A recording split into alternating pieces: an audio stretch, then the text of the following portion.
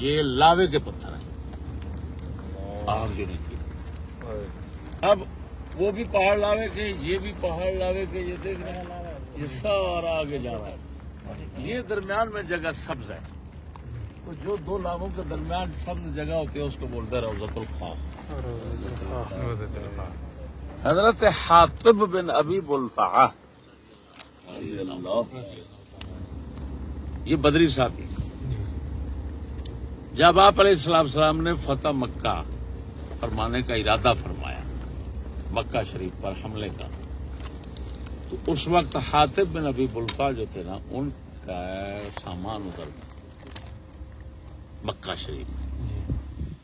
انہوں نے ایک خفیہ خط لکھا، یہ سنا پڑا ہوگا آپ نے. وہ خفیہ خط ایک عورت کو دیا تھا، مشرقہ عورت. وہ عورت اسی راستے سے آ رہی تھی. یہاں پر جب وہ پہنچی تو پیچھے مولا علی اور ایک اور صحابی پاک تھے، ان کو حضور نے بھیجا تھا کہ عورت وہاں پہنچ چکی ہے، تم جاؤ. اس نے سر کے بالوں میں وہ خط چھپایا ہوا ہے وہ لے آؤ. جب ادھر پہنچے عورت ایسے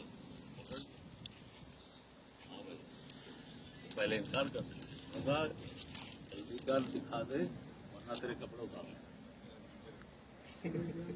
یہ میں نے بیان کیا تفصیل سے.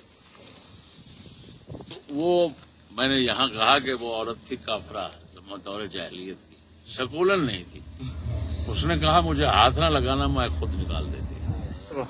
شکولن ہوتی تو کہتے ہی وہاں کپڑے اتارو، تم نہیں اتارو میں خود اتار دیتی.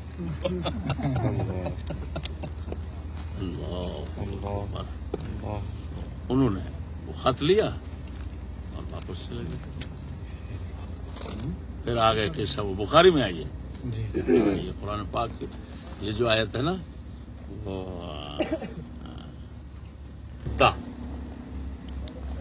یہ قرآن پاک میں الیہم بالمودہ، کافروں سے دوستی تم کرتے ہو،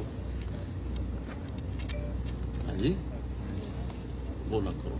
وہ اس وقت یہ اتری.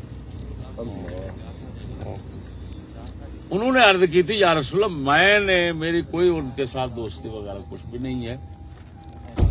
ان سب کے کوئی نہ کوئی بندے وہاں تھے، میرا کوئی بندہ نہیں تھا جو میرے سامان کو بچاتا. تو میں اپنے مال کو بچانے کے لیے یہ کام میں نے کیا. اس لیے بتا دیا ان کو، بتا رہا تھا کہ حضور تم پر حملہ کر رہا ہے. یہ وہ جگہ ہے، اب سمجھ آ گئی، جہاں لوگ سب آتے ہیں، لیکن یہ فوائد جو ہے نا یہ کسی